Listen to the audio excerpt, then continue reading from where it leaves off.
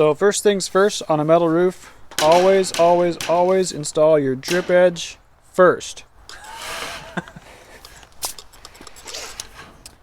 And for standing seam, you especially want to use a T-drip. You can see by the shape of the T, that's why it's called the T-drip. And now you look over here at our corner or rake trim. This has got this little concave here. This will go against your fascia and your panel will slide into this J here. Now we like to make a notch on our drip edge to fit in that to close that edge off. So that's what we're going to do now. Alright, Tim here is the trim professional. He's going to show you how to notch your drip edge to fit into the corner trim. Alright, so what you want to do, this is the part that's getting screwed to the roof. So you want to measure down this distance here. So we have about 1 1/8 inches. So then you measure down the same distance on your drip edge, and that's where you start your 45 to then cut down and cut it off to make it fit into your corner trim.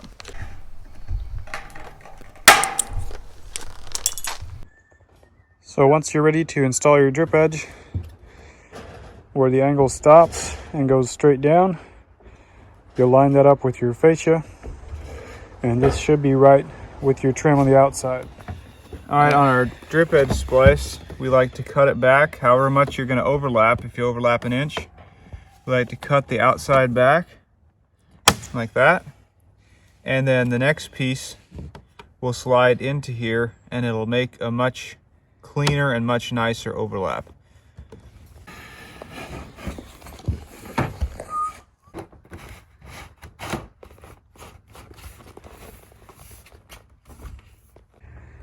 Alright, now the drip edge is all installed, and now we're ready for the corner trim. Now for the corner or rake trim, being this is a monoslope roof, comes up here into this end wall, we're going to have to make an angle on this top part and fit it in tight there. Now there's several ways of doing this. The way I like to do it is to get a measurement at the roof deck at your highest point, and then give it about 1/4 inch of extra, cut my angle there, because I know that this part here sits on the roof deck.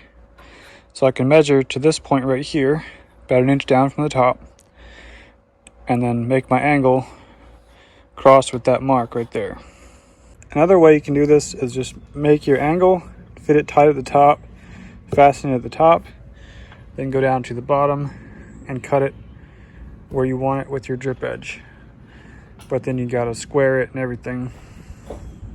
I don't know how well you can see this or not, but here I've got my measurement intersecting with the bottom of the J, so I can make my angle with the intersection of those two marks right there. And since I know that the roof is a 312, I can just go ahead and make my angle a 312. Okay, here I've got it fitted real nice at the top. Got it tacked in place. Now we're ready to finish off the bottom. Now here you can see that fits pretty nice with the drip edge cutout we made. And I left it just a little bit long on purpose, but we're going to need to trim this back over to here so that our metal can slide in and be tight on the drip edge. And the reason I leave it a little bit long is because the metal will come out past the drip edge just a little bit, so I don't want those ribs poking past the rake. Alright, now I've got that trimmed and ready to install. Okay, now we've got drip edge and the corner or rake trim installed. Tim's getting that one over there. It's a little bit more of a complicated corner. Now we're ready for ice and water shield.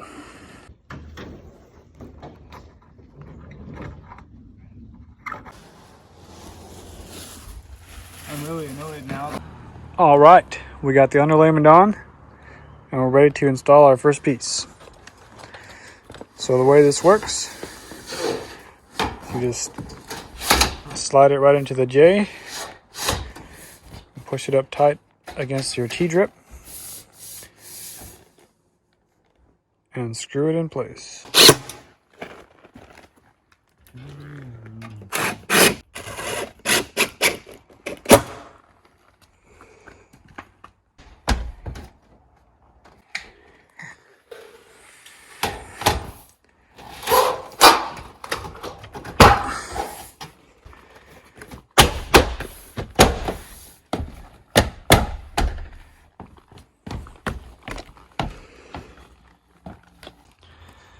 Alright, so we got a little bit of the roof installed.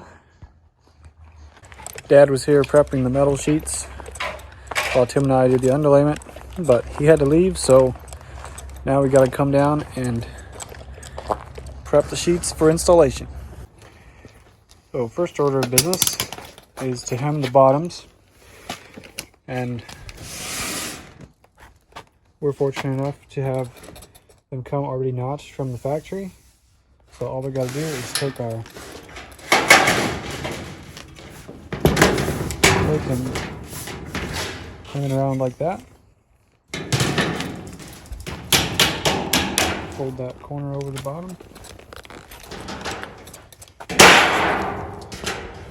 it's technically not necessary, but we like to trim this underlap edge back just a little bit, just to keep it from hitting the next overlap as the sheets are going on top of each other. Now these pieces are a little bit too long, so we got to cut them off. But another important step is to also bend up the top 7/8 inch. So we need them at 9'8", so I've got a mark there, and added a 7/8. So we'll cut it there, notch the rib out, and then bend it up a 7/8 inch at the top.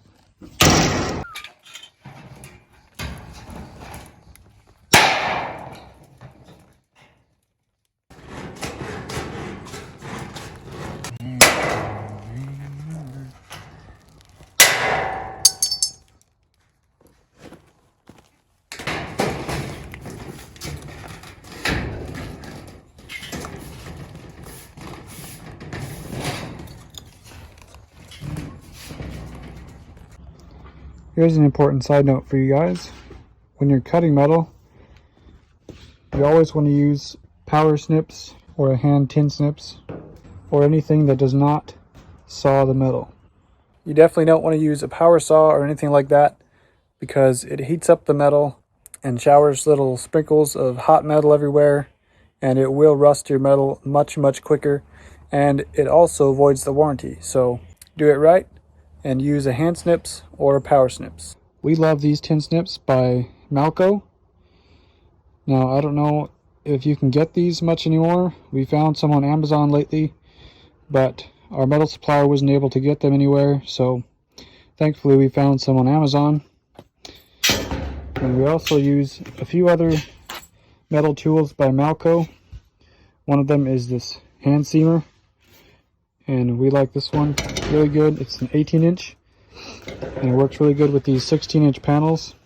And I also like the fact that it has this handle on top. I know some of them don't have that, so that's super nice.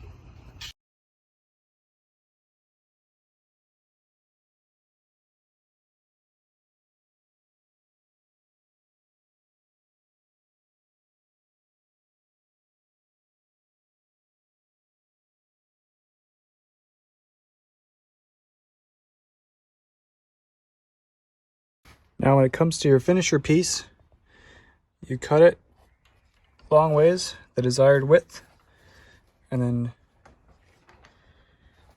you can take a tool like this edge roller from Malco and bend up your cut to a 90-degree edge, and that will finish out your roof.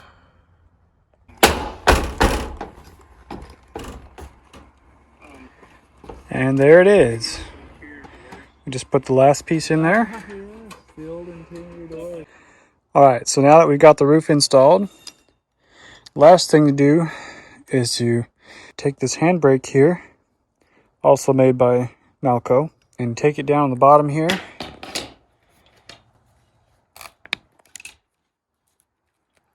And crimp those bottoms nice and tight, like so. So there you have it. A basic standing seam metal roof installed. Now up there on the end wall, he just used a regular metal flashing, like a pole barn metal flashing for his end wall, because he had to put the siding on before the porch, so he wanted to put his flashing in behind the siding. And also we didn't have any headers or anything there for the porch roof, so that's how we did that, and then just fastened it through the ribs, and now it's done. So there you have it. And Also, I just want to say that the system of standing seam that we get from our metal supplier might be unique, and I know there's a lot of different variations of standing seam manufactured out there, so this may not be applicable to what you can get from your supplier, but some of the same principles might still apply. So alright guys, I hope you enjoyed these videos of us building this porch roof, and I know this is pretty basic, but I hope somebody could learn something. And I know there's also a lot of other ways of doing this. This is not the only way of doing this, but some of the techniques and things that I've showed you today are kind of the best way that we have found of installing this metal with the system that we have from the supplier that we get it from. So anyway, I hope it's helpful, and thanks for watching, guys.